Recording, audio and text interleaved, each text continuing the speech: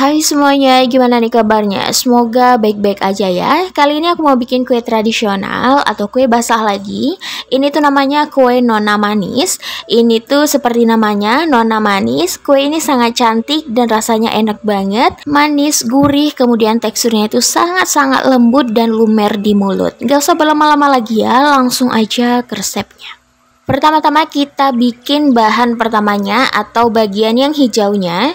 Nah, untuk bagian hijaunya ini ada dua tahap, jadi kita pisahkan aja untuk bahan A dan bahan B. Ini kita bikin bahan A-nya terlebih dahulu ya. Untuk bahan A, di sini ada 1 butir telur ayam, 100 gram gula pasir, kemudian ada 110 gram terigu, kemudian ada 200 ml santan. Santannya ini aku dapatkan dari satu bungkus santan instan yang ukuran 65 ml. Kemudian aku tambahkan air putih sampai ukurannya itu 200 ml ya. Nah, semua bahan ini diaduk sampai semuanya tercampur merata. Pastikan gulanya ini betul-betul larut dan bahan yang A ini wajib banget mulus ya. Nah, setelah bahan yang A ini udah mulus, ini boleh disisihkan terlebih dahulu. Lanjut kita bikin bahan B-nya. Siapkan panci ataupun penggorengan. Kemudian masukkan 2 sendok makan tepung maizena. Setelah itu ada 200 ml santan. Santannya ini aku dapatkan dari satu bungkus santan instan ukuran 65 ml. Kemudian aku tambahkan air putih sebanyak atau sampai ukurannya itu 200 ml ya. Masukkan santannya ini sedikit terlebih dahulu sampai nggak ada bahan-bahan yang bergumpal. Kita aduk-aduk. Kalau sudah nggak ada yang bergumpal, baru masukkan sisa santannya. Setelah itu masukkan pasta pandan. Untuk pasta pandannya aku masukkan sekitar setengah sendok teh aja. Supaya warna pandannya itu cantik, aku tambahkan juga pewarna coklat dan pewarna kuning. Nah, untuk teman-teman kalau misalnya nggak punya pewarna kuning atau coklat, di skip juga nggak apa-apa.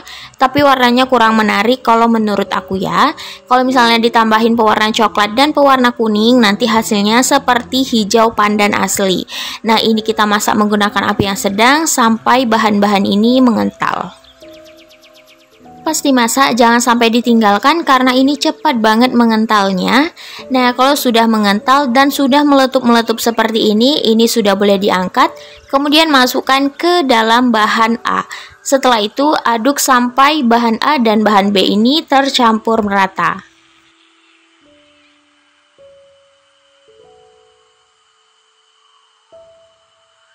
Setelah dikira-kira semua bahan A dan bahan B ini sudah tercampur merata, untuk memastikan gak ada bahan-bahan yang bergumpal, ini kita saring terlebih dahulu ya.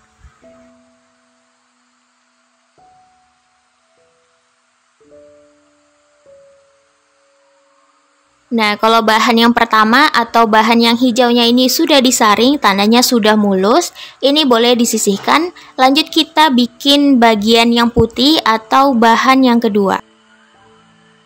Bahan kedua ini kita mau bikin bagian putihnya atau bagian flanya. Siapkan panci, kemudian masukkan 2 sendok makan terigu, setengah sendok makan gula pasir, 1 sendok teh garam, kemudian ada 400 ml santan. Nah, santannya ini aku dapatkan dari 2 bungkus santan instan ukuran 65 ml.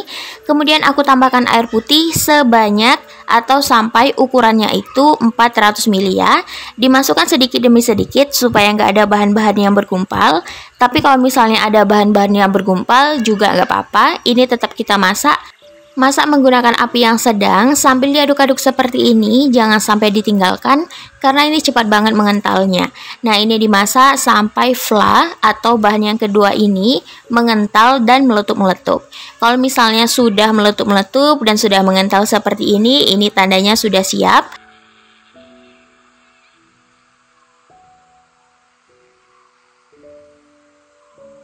Kita saring terlebih dahulu untuk memastikan gak ada bahan-bahan yang bergumpal ya.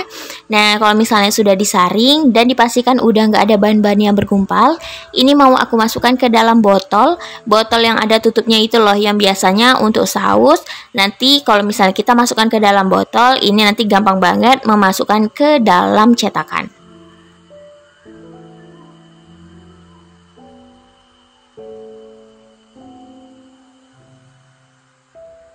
Nah, bahan 1 dan bahan 2 sudah selesai, sudah ready. Langkah selanjutnya, siapkan cetakan kue talam. Ini aku pakai ukurannya yang paling kecil. Olesi menggunakan secukupnya minyak goreng, gak usah terlalu banyak, sedikit aja. Setelah itu, masukkan adonan atau bahan pertama, atau bahan yang hijaunya. Ini jangan dimasukkan sampai penuh. Ini bisa dilihat untuk takarannya segimana, bisa dilihat di video ya. Nah, setelah semuanya sudah diisi dengan bahan yang pertama atau bahan yang hijau, langkah selanjutnya kita masukkan bahan kedua atau fla putihnya. Ini kita taruh di bagian tengah-tengahnya supaya cantik. Jadi jangan melebar ya. Pas masukkan kita taruh langsung aja si tutup botolnya ke tengah-tengah bagian hijau. Pasti nanti bentuknya bakal cantik. Nah, kalau sudah semuanya selesai seperti ini, langkah selanjutnya panaskan kukusan. Kalau kukusannya sudah panas, ini langsung aja dimasukkan kuenya. Ini bakal aku kukus selama kurang lebih 20 menit. Jadi selama 20 menit itu, setiap 5 menitnya tutupnya itu dibuka ya, supaya nanti permukaan atas kuenya itu mulus dan gak berkerut-kerut. Nah, ini sudah 20 menit, ini boleh diangkat karena sudah matang. Wajib didinginkan terlebih dahulu, baru bisa dikeluarkan dari cetakannya. Kalau mengeluarkan kuenya pas masih posisi panas, kuenya ini bakal hancur karena teksturnya masih sangat-sangat lembek kalau misalnya masih panas. Jadi wajib banget kita diamkan sampai kuenya itu betul-betul dingin. Untuk cara mengeluarkannya gampang banget, bantu menggunakan lidi ataupun tusuk gigi ataupun tusuk sate. Bisa dilihat dari video, kita putari itu si cetakannya, kemudian sedikit kita congkel. Nah, kalau misalnya sudah miring kayak gini, langsung aja dikeluarkan ya. Jangan mengeluarkan kuenya dengan posisi cetakan terbalik, nanti fla putihnya ini bakal melebar dan bakal pecah, jadi hasilnya nggak bakal cantik. Kita ulangi sekali lagi ya. Siapkan lidi, kemudian kita putari atau kita tusuk sedikit lidinya ini ke dalam cetakan, kemudian sedikit kita congkel. Kalau sudah mulai miring baru bisa dikeluarkan. Nah, ini hasilnya sangat cantik. Langkah selanjutnya di sini mau aku kasih potongan daun pandan supaya tampilannya lebih cantik dan lebih menarik. Kalau misalnya teman-teman nggak punya daun pandan juga nggak apa-apa, boleh di skip. Nah, untuk teksturnya itu betul-betul lembut banget. Pas dimasukkan ke dalam mulut, ini tuh betul-betul lumer, rasanya betul-betul enak, perpaduan manis dan gurihnya jadi satu, jadi enak banget.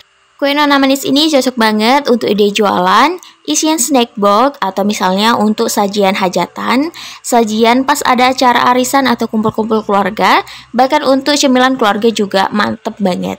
Untuk teman-teman yang penasaran gimana rasanya, langsung aja dicobain resep ini ya. Sampai di sini dulu video kali ini. Semoga video kali ini bermanfaat dan mudah dipahami. Sampai ketemu lagi di video-video selanjutnya. Bye-bye.